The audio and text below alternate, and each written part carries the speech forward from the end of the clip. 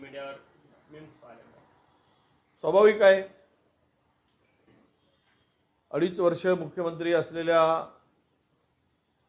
व्यक्तीला, नेत्याला सत्ता मिळूनही सत्तेच्या सर्वोच्च खुर्ची मिळत नाही, त्यावेळेस चेहरा पडलेला दिसेल.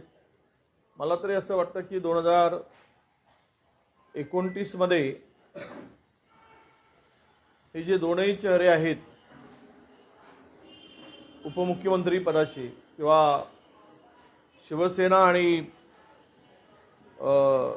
राष्ट्रवादी अजितदादा आणि एकनाथजी शिंदे, मला वाटतं यांची उपयुक्तता आता संपल्यात जमा झालेली आहे. त्यांना सत्तेमध्ये मोदीजी आणि शहाजी यांच्या आशीर्वादानेच राहता येईल